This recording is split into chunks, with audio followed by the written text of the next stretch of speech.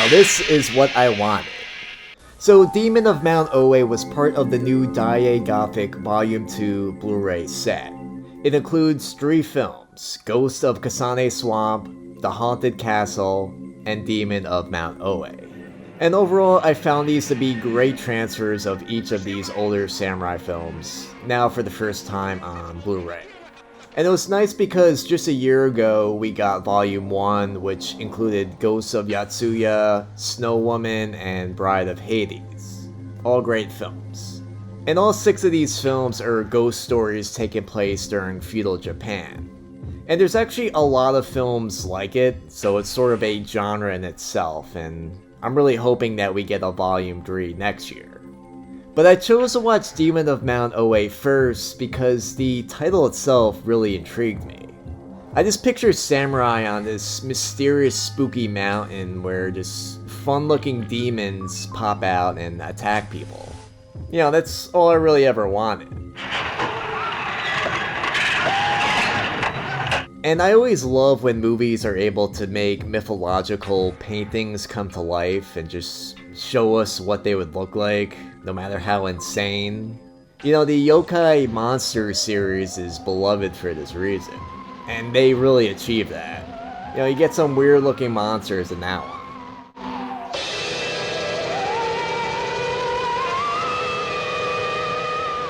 But overall, I can't say that this film disappointed in that category. We get fire-breathing ox monsters, hopping demon hags, and decapitated flying demon heads. But this film really gives you a lot.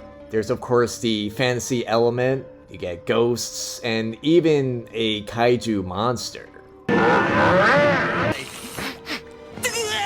But the film's also really epic for some reason. You know, Japanese films during this time were just given extravagant budgets. And honestly, when I put it on, I was just expecting this to be a low-key ghost film. But there's really epic battle scenes with just hundreds of extras and flaming boulders. It's pretty awesome. And this is all just to create a retelling of one of Japan's most classic tales. The legend itself may be older, but the story of the Demon of Mount Ōey was first put to text in the 14th century. This recounted the triumph of Minamoto no Raiko over the sake-loving ogre king, Shuten Dōji. So here's just a rundown of how the story went. A terrifying Oni who terrorized Kyoto, kidnapping and consuming noble women, born from a human woman and a serpent. He transformed into a demon after a mask fused to his face during a festival. He was eventually slain by the warrior Minamoto no Raiko and his men. They used poisoned sake to incapacitate him before beheading him. But even after his head was cut off, he still continued to attack Raiko. But luckily he had a divine helmet, so he wasn't able to pierce him. But director Tokuzō Tanaka's version tells a much different story. One that centers on the legendary Ogre King as being entirely human in a way that defies its very title. And even though the more finer details will differ with different versions, like many of the monsters in Japanese mythology, translators widely agree that Shuten Dōji was at least born partly human.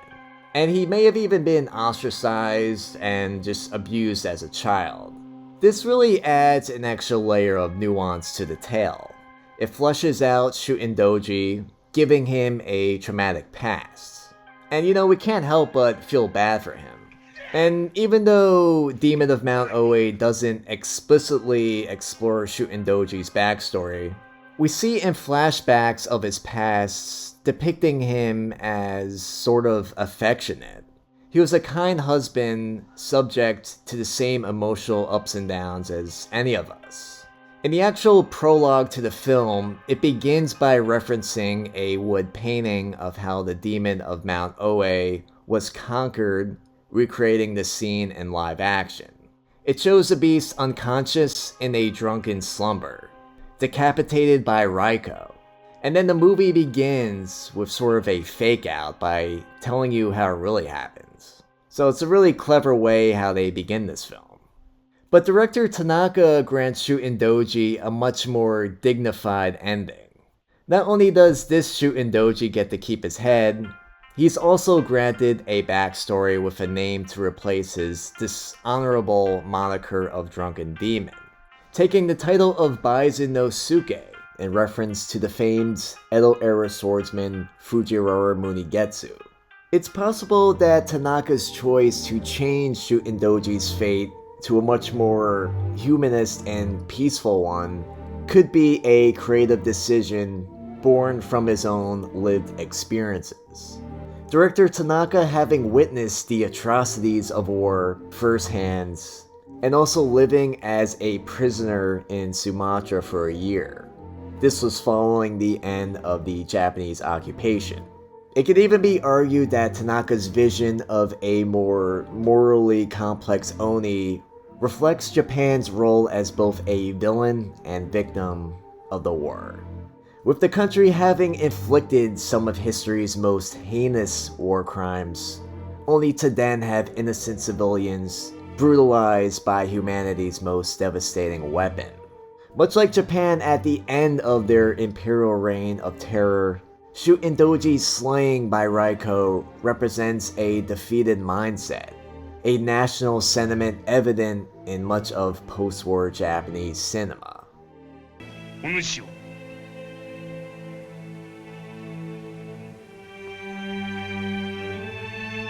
And just as is often the case when you just revisit classic movies and just look at them through a more contemporary lens, the themes of Demon of Mount Oe remain eerily relevant in the modern age. Tanaka's vision may be a 1960 retelling of a 14th century tale, yet in a world just increasingly divided and ever more violent, a world where empathy is in short supply, the humanized tale of Shuten Dōji stands as a reminder to maybe view the world with more nuance. To remember that devils and angels often share the same name, and to perhaps have more sympathy for the Oni within us all. And I believe that's really what the Demon of Mount Oe is really about. So maybe I got a little too philosophical with this one, maybe I'm just looking into it a little bit too much. But I really found this film to fascinate me, I felt like there was something much more to it than just a spooky story. And if you're gonna pick up this set, I really recommend watching this one first. It is a little bit over long, they definitely could have shortened it. And I will say it does get a little too confusing with all the characters. There's a lot going on. But just the all-star cast of actors really helps here. You even get Shintaro Katsuo in this one. The man's a legend and he easily steals the show. You also get Kazuo Hasegawa, he's really good in this. And you also get the legend Raizo Ichikawa, very underrated actor. And he's just great in this like always.